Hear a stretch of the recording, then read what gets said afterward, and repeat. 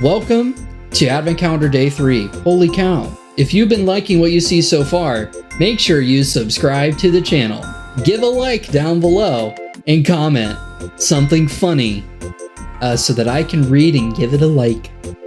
I will. I'll do it. I like everything. I just like engagement. Number go up. Anyway, we're on to E to start with. I'm going to tell you a little story about the letter E. There are not a whole lot of games that start with the letter E. Last year, there was a really big game that started with the letter E.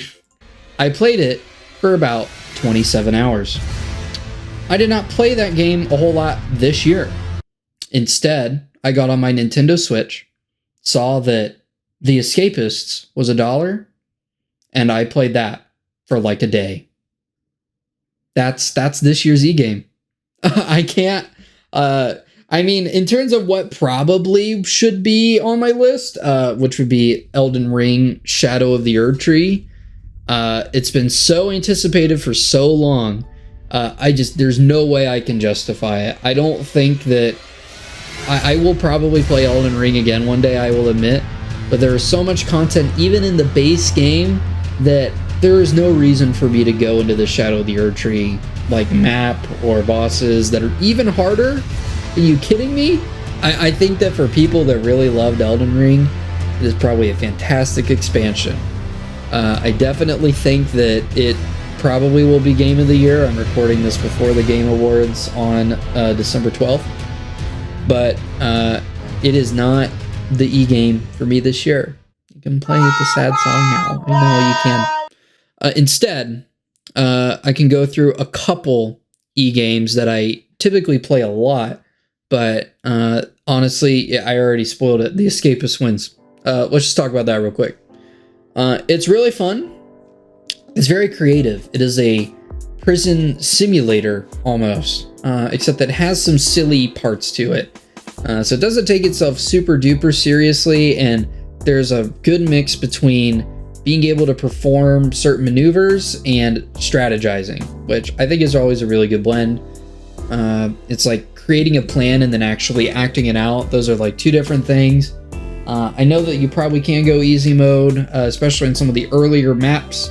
When I replayed the Escapist record for this video, it was the PC version, and I found the best part about the Escapist, which is that you can name the prisoners and the cops. So what I did is that I had like the old timer guy, his name is Gramps, and he was hanging out with US presidents in a state penitentiary prison, and my friends were the cops. Probably because there aren't as many cops as there are prisoners, and I don't have that many friends. But anyway, I think that the Escapist is always worth like a replay, even if it's just due to it being really cheap on the Nintendo Switch. The Escapist 2 is probably a better game in general. I don't know, at this point I'm almost like nostalgic for the original though, because I think the original Escapist came out in like, what, 2015? So like that was right as I was leaving high school going to college. Believe that. Woo! It's just fun, it's challenging, and it's gratifying. There's a lot of content there too. Again, I think the second one's probably better. Some other honorable mentions. Ember is pretty decent in terms of being a co-op game. It doesn't seem to have too many funny moments. A lot of the time it just seems like my friends didn't know how to play, which kind of sucked. Or that some other funny things were happening. But you know, it's fine. It's fine. Not all of them have to do that. Enter the Gungeon. That's another really solid one, and it almost probably should beat the Escapist, but I just didn't play it a whole lot this year. That is a game where if you're really good, then it's probably pretty easy to go through like to the end with, you know, just the vanilla difficulty. I don't really even know if they have like ways to make it harder. Because if you don't get hit within like the first section, then you're golden and you get like an extra heart. And then so you can just have like 7 hearts at the final boss and you don't have to worry about actually fighting him that much. And I got to the final boss a couple times with that level of like play and that kind of like style where you just do really, really well in the super early levels because you played them a whole bunch. And then, unfortunately, it just seemed like you had to roll a good gun in order to win towards like some parts of it. The balance is definitely a little bit weird. Another one would be Escape Simulator. That's always a fun one. Really only probably the most fun with friends because you get to be smart with them. And it's like an escape room simulator. I mean, that's fun. The last one that I'll probably give cred to would be Euro Truck Simulator, but not Euro Truck Simulator because American Truck Simulator, I think, is just better.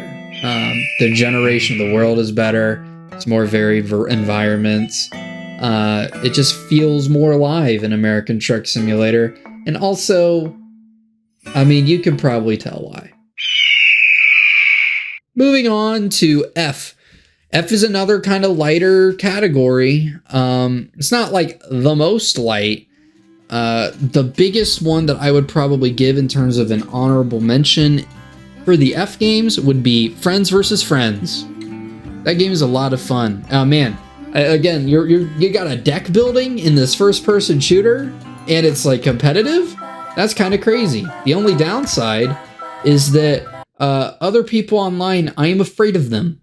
So I only play this game with friends, and they added free-for-all this year, so we have been playing Friends vs. Friends a lot more. Everyone seems to be down, at least for a couple of matches. Things seem to be a lot of push and pull. It doesn't seem like, you know, none of our friends are like super good at it yet.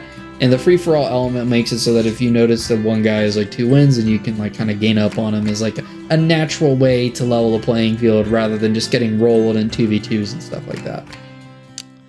Another honorable mention for F is gotta be Faith.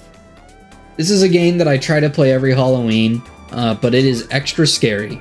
I really got super into like retro style games this year, like pixel graphics or small graphics. This one really takes it to the next level in terms of being like a retro demake or clone or whatever. It's just too scary. So Faith in all caps. I want to play it really bad one day. Hopefully if the stream can get up and running. Yeah, leave a comment if you want me to stream Faith. I'll do it. When it's spooky and it's like dark out and there's a thunderstorm or a snowstorm or something. Because it's all about you being a priest, and I think there's like a demonic village or something, blah, blah, blah. The next honorable mention in F is Fall Guys, which I don't think I really need to explain it. I know that they got a Super Monkey Ball character in there, so I played it because of that. I don't even know if that was this year, but I think that that's an underrated gem to play with your buds. In fact, if there are any buds watching, Fall Guys should be installed on your machine. It's a, you know, team-based Mario Party-ish, I guess you want to call that. It's pretty much its own thing now. Stumble Guys, obviously. You know, that's what the cool kids are playing nowadays. None of that AAA stuff. Plus, Stumble Guys got Mr. Beast, so... the last honorable mention before we get to our winner is Fallen Aces. So, I think that I've really started to like old school style classic first-person shooter single-player games. And Fallen Aces is that to a T. There's a lot of ways that you can do each of the missions. It's kind of like a sandbox where you're dropped in, you're told you need to do this thing, and how you do it is really up to you.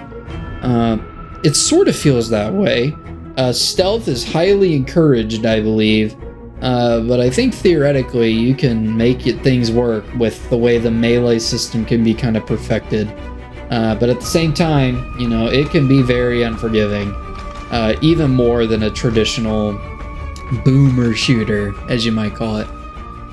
So that is my last honorable mention. The thing that has been taking over my life as of recently, to the point where I made a whole stream to detox from it, Factorio Space Age. This is a big update for the game. They changed basically almost like the whole progression. Like, they changed a bunch of recipes from the 1.0 release, at least I'm pretty sure. And they added like a space platform and going to other planets and getting resources from there. And The main downside to Factorio Space Age is that the Space Age part comes like after you played the game for 12 hours already. So you kind of have to play the whole Factorio again, but I have restarted and replayed Factorio so much that it doesn't even faze me anymore. I'm just like, yeah, let's do it. We get the iron. Okay, cool. We get the steel production. We get the car. We blow up some nests. We get the oil. We get use the oil to make the chips and the plastic. And then after the plastic, you get sulfuric acid. Sulfuric acid is used in order for you to make the red chips. And then the red chips are being able to use to make blue chips. And then the blue chips plus some of the lubricant are what you need in order to get enough stuff for you to launch the rocket into space. Normally launching the rocket into space is like the last thing you did, but now it's one of the like earlier things you can do, because in order to actually win the game with like the super duper infinity and beyond, we are thriving as a civilization of one person who builds robots. You like, it's kind of like Civ, where you just like, there's like a technology that you like scales infinitely, and you can theoretically play endlessly that way. But I launched the space platform. It was pretty neat, and I'm looking to play it some more. I can't really say anything else other than that. I obviously showed my expertise in Factorio, but that is where I would put the best F game. So with that, I'm gonna let you go in terms of day 3. Again, if you want to see day 4, make sure you're subscribed and you get the bell, because it's gonna come tomorrow, whether you like it or not.